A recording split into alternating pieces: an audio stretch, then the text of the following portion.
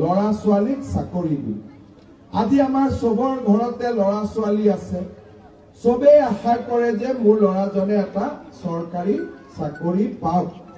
কিন্তু আগতে অসম চৰকাৰত চাকৰিৰ কাৰণে আমি টকা দিব লাগিছিল।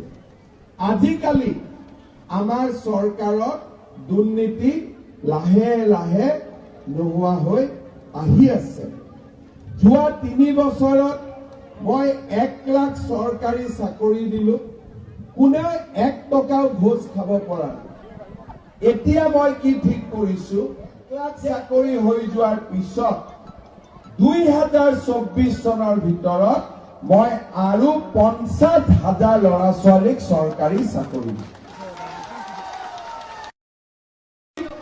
50,000 1 লাখ আগত দিলো আৰু দিলো 50,000। তাৰমানে ল'ৰা ছোৱালী কলেজত গ'ল, ইউনিভাৰ্চিটিত গ'ল।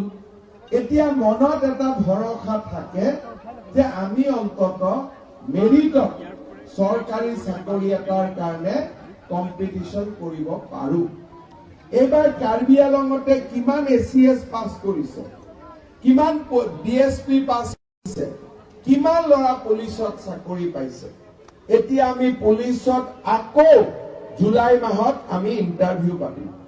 15,000 ল'ৰা ছোৱালীক আকৌ আমি পুলিচত চাকৰি দিম।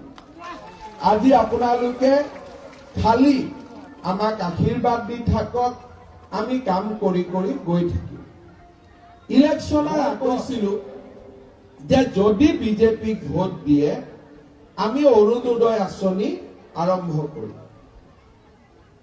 তেতিয়া মানুহে ভাবিলে অৰুণোদয় মানে কি? তেতিয়া মই বুজাই কলো যে আপোনালোকৰ বেংকৰ একাউণ্টত প্ৰত্যেক মাহত 850 টকা